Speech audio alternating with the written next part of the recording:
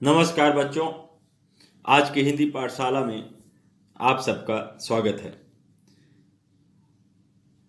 बच्चों, आपको इस पाठ का आरंभ करने से पहले मैं एक चीज बताना चाहूंगा कि पाठ 7 पतझड़ की टूटी पत्तियां, इसमें 2 प्रसंग हैं। पहला प्रसंग है गिन्नी का सोना और दूसरा प्रसंग है झेन की देन। तो पहला जो प्रसंग है गिन्नी का सोना पाठ्यक्रम में नहीं है, लेकिन जो दूसरा प्रसंग है झेन की देन ये पाठ्यक्रम में है और इसी का हम लोग आज अध्ययन करेंगे,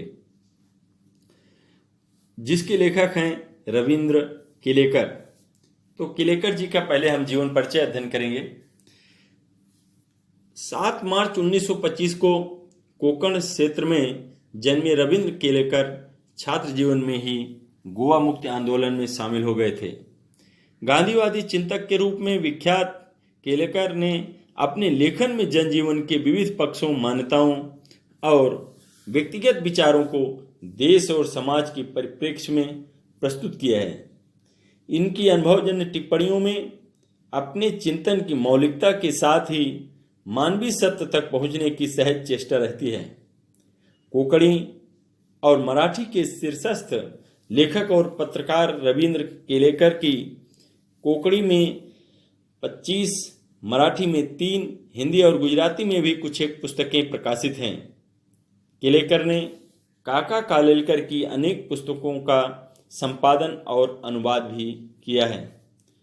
गोवा कला अकादमी के साहित्य पुरस्कार सहित कई पुरस्कारों से सम्मानित किलेकर की प्रमुख कृतियां हैं कोंकणी में उजवड़ाचे सूर, समिधा, सांगली, उथांबे, मराठी में कोकड़ीचे राजकरण, जापान जसा दिसला और हिंदी में पतझड़ में टूटी पत्तियां।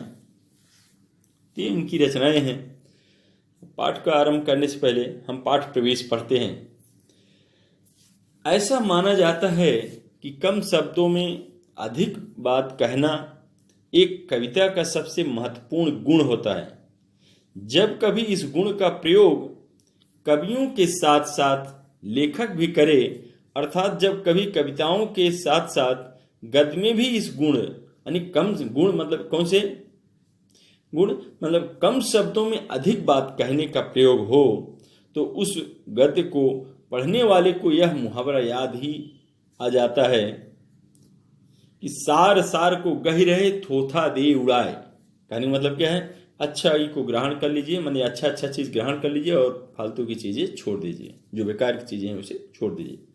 यहाँ लिखा हुआ है कि अर्थात सही और सार्थक यानी जिनका कोई अर्थ हो, यानी शब्दों का प्रयोग करके, और निरर्थक यानी जिनका कहीं कोई अर्थ न हो, शब्दों का प्रयोग नहीं करना चाहिए।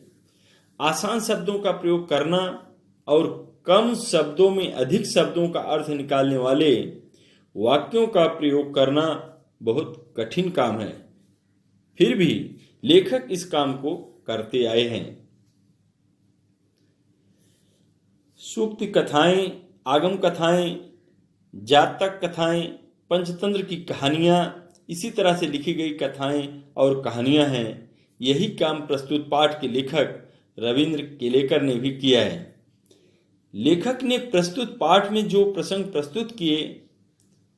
प्रस्तुत किए हैं, उनमें भी लेखक पढ़ने वालों से उम्मीद कर रहे हैं कि वह उनके द्वारा कहे गए कम शब्दों में अधिक अर्थों को निकाले। ये प्रसंग केवल पढ़ने के लिए ही नहीं है, बल्कि एक जागरूक और सक्रिय नागरिक बनने की प्रेरणा भी देते हैं। पहले प्रसंग यानी गिन्नी का सोना जीवन में अपने लिए सुख साधन जुटाने वालों से नहीं, बल्कि उन लोगों से परिचित करवाता है जो इस संसार को सबके लिए जीने और रहने योग्य बनाए हुए हैं। दूसरा प्रसंग झेन की देन, मतलब यही हमें पढ़ना है। वो तो गिन्नी का सोना के थोड़ा सा उसके विषय में यानी चर्चा है। लेकिन दूसरा प्रसंग झेन की देन बौद्ध दर्शन में वर्णित ध्यान की उस पद्धति की याद दिलाता है। यह पद्धति माने नियम या परंपरा, जिसके कारण जापान के लोग आज भी अपनी व्यस्ततम दिन भर के कामों के बीच भी कुछ चैन भरे या सुकून के पल हासिल कर ही लेते हैं।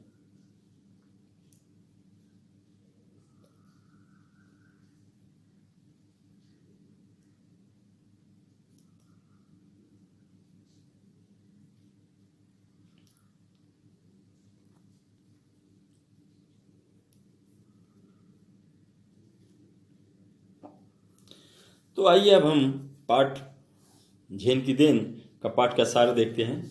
सार में वही चीज बताया है हमने जो पाठ में है, लेकिन एक बार पाठ का सार समझ लेंगे तो हमारे लिए दोबारा हम जब पाठ का अध्ययन करेंगे तो और सरल हो जाएगा। लेखक ने प्रस्तुत पाठ में जो प्रसंग प्रस्तुत किए हैं, दूसरा प्रसंग झेन की देन बौद्ध दर्शन से वर्णित ध्यान की उस पद्धति की याद दिलाता है जिसके कारण जापान के लोग आज भी अपनी व्यस्ततम दिन भर के कामों के बीच भी कुछ चैन भरे या सुकून के पल हासिल कर ही लेते हैं। लेखक ने जब अपने जापानी मित्र से वहां की सबसे खतरनाक बीमारी के बारे में पूछा तो उसने कहा कि जापान के लोगों को सबसे अधिक मानसिक बीमारी का शिकार होना पड़ता है। लेखक के इस मानसिक बीमारी की वजह पूछने पर लेखक के मित्र ने उत्तर दिया कि उनके जीवन की तेजी औरों से अधिक है। जापान में कोई आराम से नहीं चलता बल्कि दौड़ता है, अर्थात सब एक दूसरे से आगे बढ़ने की होड़ रखते हैं या सोच रखते हैं। कोई भी व्यक्ति आराम से बात नहीं करता, वह लोग केवल काम की ही बात करते हैं। जापान के लोग अमेरिका से प्रतियोगिता में लग गए जिसके कारण वह एक महीने में पूरा होने वाला काम एक दिन में ही खत्म करने की कोशिश करने लगे। यही कारण है कि जापान के लोगों में मानसिक बीमारी फैल गई है। लेखक कहते हैं कि एक शाम को उनका जापानी दोस्त उन्हें चानोयू अर्थात जापान के चाय पीने के एक विशेष आयोजन में ले गया। लेखक और उनका मित्र चाय पीने के आयोजन के लिए जहां गए थे वह एक 6 मंजिली इमारत थी। उसकी छत पर एक सरकने वाली दीवार थी जिस पर चित्रकारी की गई थी और पत्तों की एक कुटिया बनी हुई थी जिसमें जमीन पर चटाई बिछी हुई थी। उसके बाहर बेडौल सा मिट्टी का एक पानी भरा हुआ बर्तन था।